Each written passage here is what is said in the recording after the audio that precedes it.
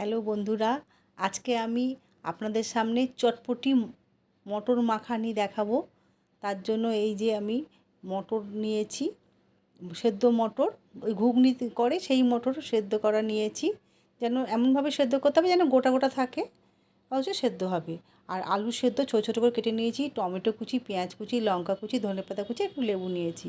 এবার মটর সেদ্ধর মধ্যে আলু ছোটো ছোটো করে কাটা দিয়ে দিলাম, টমেটো কুচি, পেঁয়াজ কুচি, লঙ্কা কুচি আর বিট লবণ দিচ্ছি, আপনারা এমনি লবণ দিতে পারেন।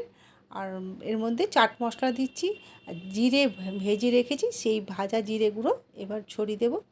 আর ধনেপাতা কুচি, লেবুর রস দিয়ে খুব ভালো করে আমি এটা মাখাবো। এই চটপটি মাখাটা দেখবেন রাস্তায় ঠেলা গাড়িতে পাওয়া যায়, খেতে খুব সুন্দর লাগে, দারুণ লাগে খেতে। আমার কথা শুনে একবার বাড়িতে মাখিয়ে খেয়ে দেখুন, আশা করি ভালো লাগবে। যদি ভালো লাগে তাহলে প্লিজ আমার চ্যানেলটি সাবস্ক্রাইব করবেন আর আমার পাশে থাকবেন। এই যে আমি মাখালাম ধনেপাতা কুচি আর ওপর দিয়ে ঝুরি ভাজা ছড়িয়ে দিলাম। আমার কাছে শশা নেই তাই আমি শশা দিতে পারলাম না। শশা কুচি অবশ্যই দেবেন, খেতে আরও ভালো লাগবে। একবার আমার কথা শুনে মাখিয়ে খেয়ে দেখুন, আশা করি আপনাদের ভালো লাগবে।